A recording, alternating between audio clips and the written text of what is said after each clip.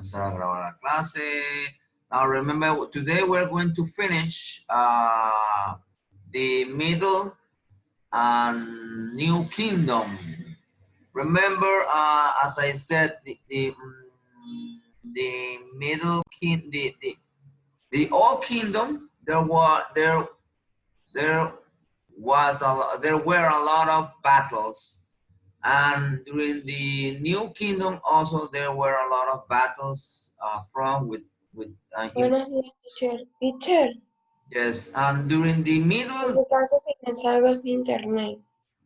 Okay, no problem, no problem. That's why I'm recording the class. So if you have some problem with the internet, don't worry, because later on, when the internet is stable, then you may go to Neo and then watch the video that we explained today. So don't worry, okay? No problem.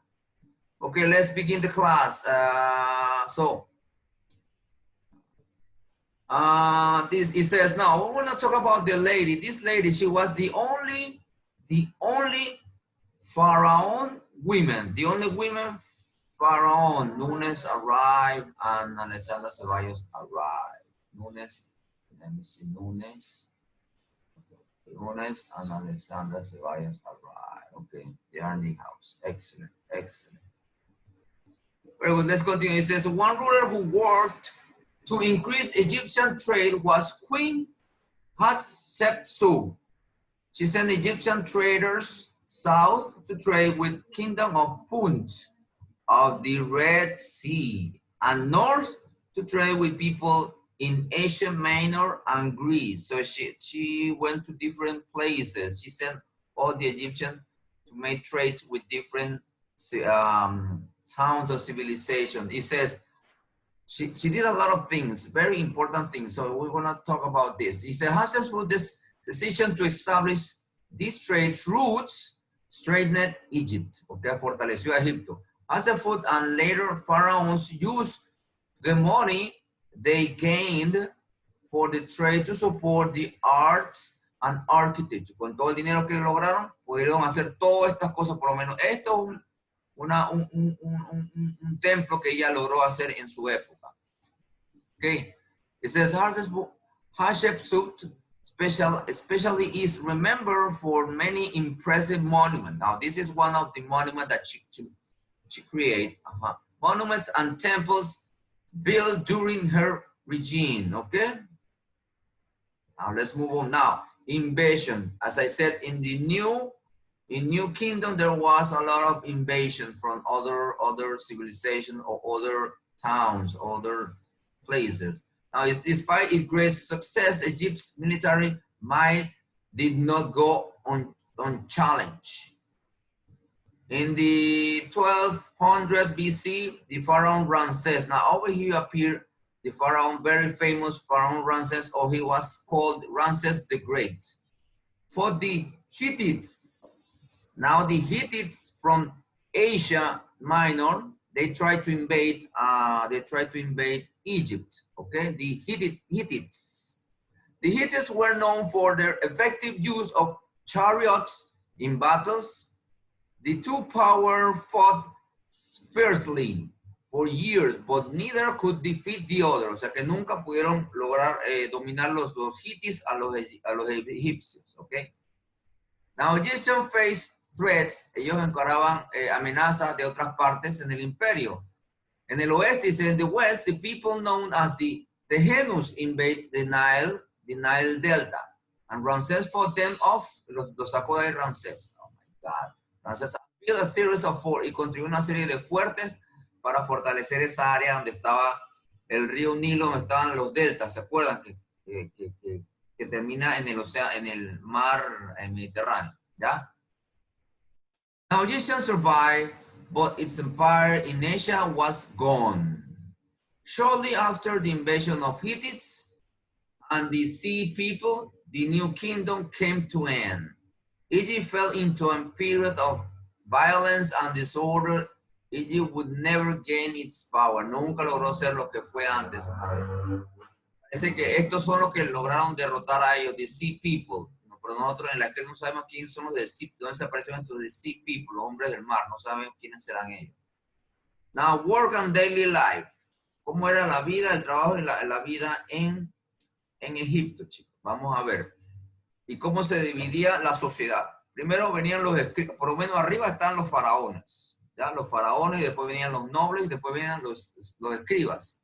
The scribe. ¿Quiénes eran los escribas? As a member of the middle class, scribes work for the government and the temples. Sorry. They kept records, ellos llevaban toda la información, and accounts y las cuentas del Estado. Scribe also wrote and copied religious and literary texts, including stories of poems. Así que era muy importante porque ellos todo lo escribían y quedaba para la posteridad. Now, después vienen los artisans, artists, and architects. Another group of society was made up of artisans whose job required advanced skills, que necesitan muchas habilidades. O sea, no cualquiera puede ser un artista o un arquitecto, tiene que tener ciertas habilidades. Among the artists who work in Egypt were the sculptors, están los escultores, the builders, los constructores, carpenters, los carpinteros, jewelers, los joyeros, and metal workers, los que trabajaban en el metal, and leather workers, todos estos son artistas. Leather es los que trabajan en el cuero. Most of Egyptian artisans work for the government, for temples, trabajan para el gobierno o los templos. They made statues, furniture, jewelry, pottery, shoes, and other items. Most artisans were paid fairly well for their work, o sea que ganaban muy bien los artesanos. Después vienen los mercaderes. Los mercaderes, que eran los que hacían los negocios con otros pueblos. También ganaban muy bien. Después vienen los soldados, los soldiers. After the war of the Middle Kingdom, Egypt created a professional army. Después de la Edad Media, el Reino del Medio, Egipto creó su armada. The military offered people a chance to raise in social status. O sea, si tú eras soldado, tú podías subir en tu estatus en la jerarquía social. The soldiers received land, o sea, ellos recibían las tierras en forma de pago. They received land as a payment and could also keep any treasure they captured in war. Y todos, si de repente iban a la guerra y encontraban alguna riqueza, ellos podían hacerlo de ellos. Okay? Those who excelled could be promoted to officers. Todos los que eran muy buenos podían ser promovidos a oficiales. Después vienen los granjeros. Farmers and other peasants. Los granjeros, los que cultivaban la tierra y le pagaban impuestos por cultivar la tierra, le pagaban a quién, al faraón, porque la tierra todo le pertenecía al faraón. Y finalmente los esclavos. Acuérdense que cuando iban a las guerras, los que perdían, ellos se lo traían para acá, para Egipto, y los convertían en esclavos. Y ellos eran los que construían todas estas estructuras, como los templos, las pirámides, todo eso. Así que era muy importante también los esclavos. ¿Ya? Muy bien, vamos a ver cómo era la vida en Egipto. The family life was important in Egypt society. Most Egyptian families live in their own homes. Sometimes unmarried females relatives lived with them, but men were expected to marry young so that they could start having children. Unlike most ancient women, the Egyptian women had a number of legal rights. Las mujeres en Egipto tenían muchos derechos. They could own property, ellos podían tener propiedades. En otras sociedades no, en otras civilizaciones no podían tener propiedades. Make contract, o podían hacer contratos y se podían divorciar. En otras sociedades no, solamente en los egipcios se podían divorciar.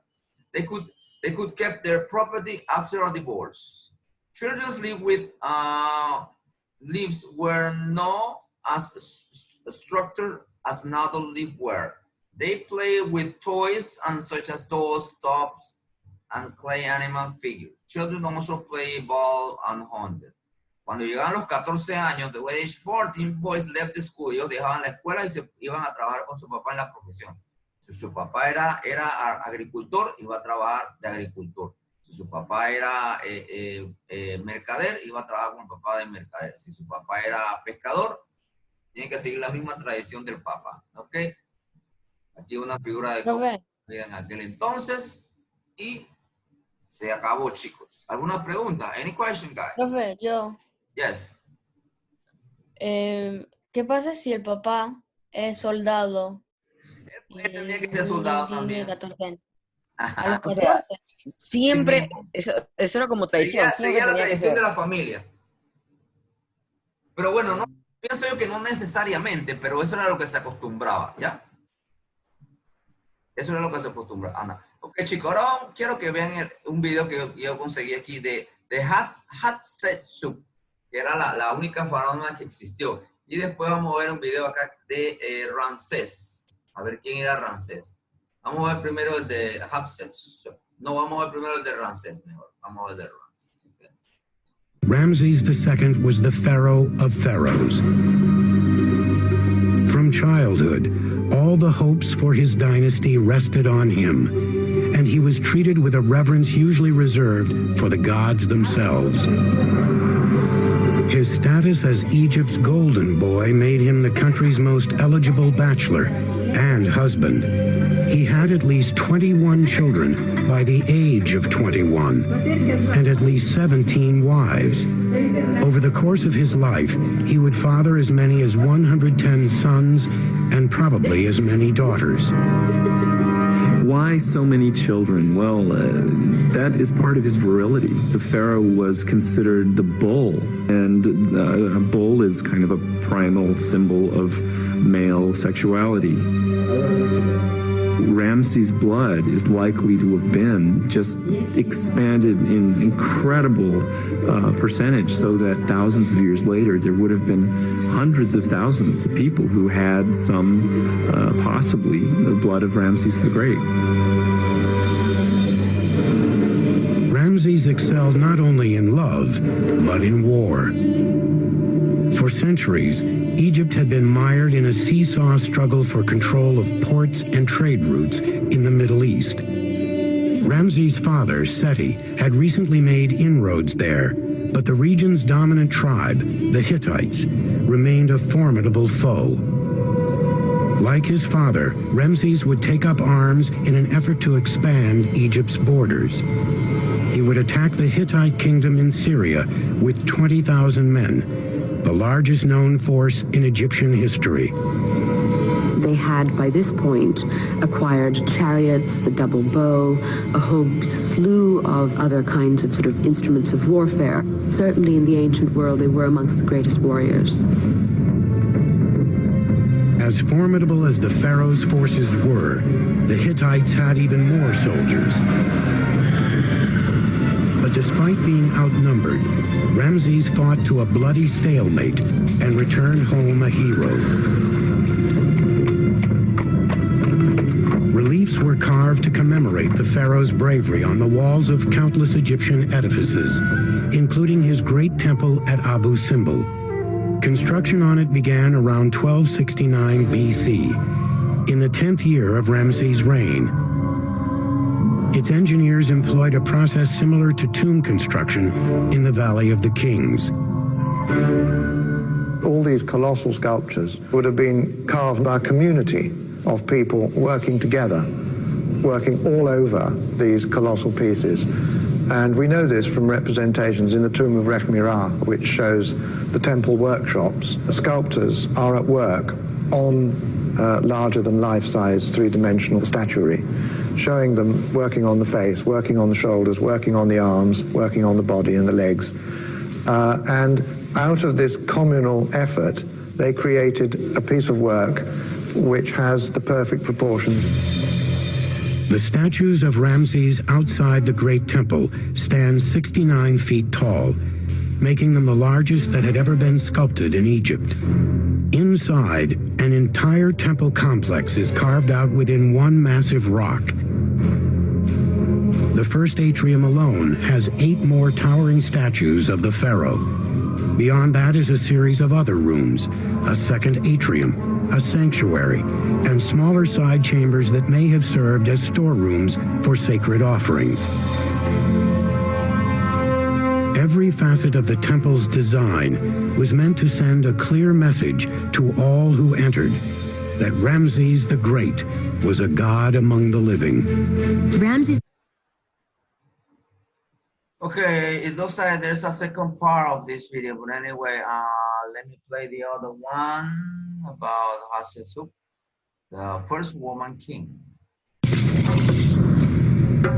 Nothing has captured the world's imagination quite like ancient Egypt. With grand pyramids, massive obelisks, and an entire valley of burial chambers for royals, it's surprising that more of their culture hasn't survived. However, in the 18th dynasty in ancient Egypt, Hatshepsut, a few years into her regency, she shocked the nation by dropping all titles and honorifics that only women held and took up the title of pharaoh. She even dropped the feminine ending T in Hatshepsut and became His Majesty Hatshepsut. The transition didn't stop there. Hatshepsut then began to order all carvings and paintings and anything depicting of him to be carved with male bodies. Statues even sported a fake beard. Hatshepsut is not thought to be trans, but she did demand the same power as a king. She was only the third woman in ancient Egypt to be pharaoh, and the first to gain full power under this title. Cleopatra, possibly Egypt's most famous ruler, was the only other known woman to have the same amount of power, and that wasn't until 1400 years later. Hatshepsut ruled for 20 years and is considered one of the most successful pharaohs of the 18th dynasty. Unfortunately, Thutmose III destroyed many of Hatshepsut's works, tiles, and he did this because ancient Egyptians believed that to be forgotten by the living means that your soul would no longer have an afterlife. Thutmose III was most likely ashamed of his mother's action and wanted to erase her from his memory and history, and also maybe claim her works as his own. Hatshepsut's tomb was discovered in the 19th century, very well preserved. The mummy was even prepared and wrapped as a male. Whatever the facts within the controversy, what does remain true is that he or she succeeded in leaving his or her mark as a strong female leader who refused to be the second most powerful during her reign. Most scholars believe that Hatshepsut's actions were only meant to display her authority as queen and ruler of Egypt. However, her son's reaction to it all does make a strong case for her, or him,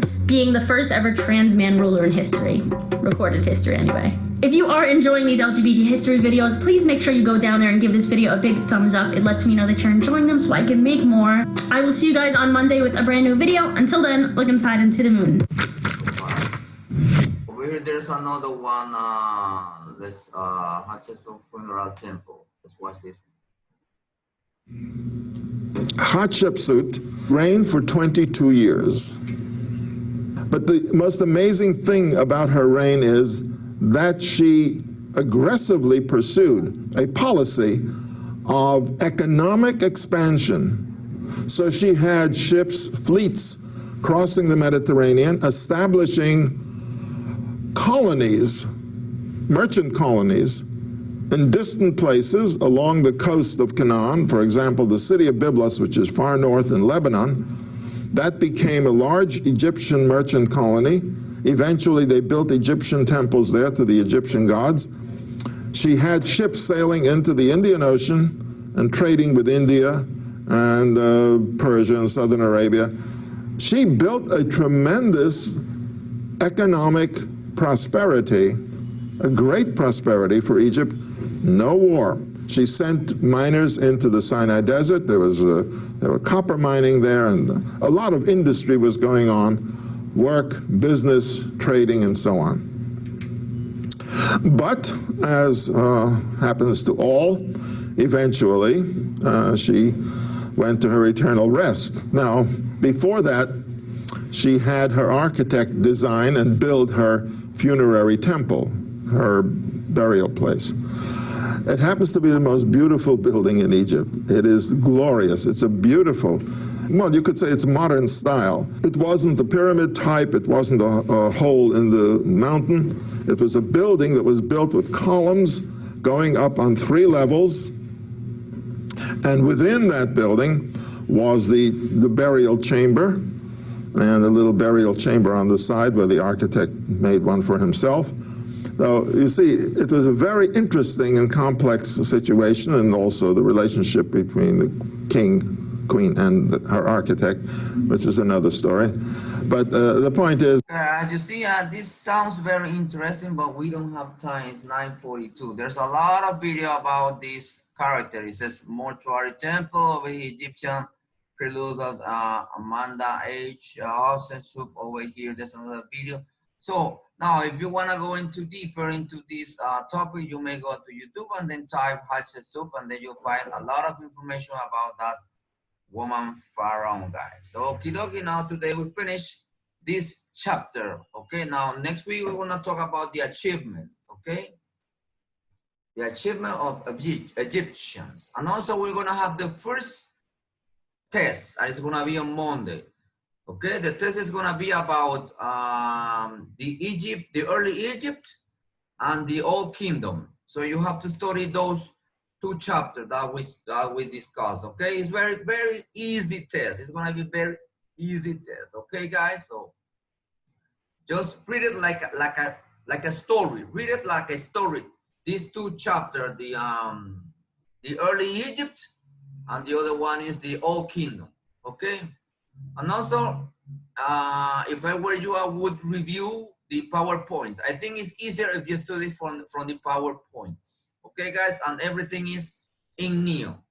Okay, guys, do you have any questions? And remember, you need to complete the mind map. Remember the mind map, that the due date, the last day is on Sunday, that you have to send it. Okay, you have until Sunday to send the mind map, guys. Understood? Any questions? No questions? Okay, guys, then see you next week. Bye-bye. Take care. Bye-bye. See ya.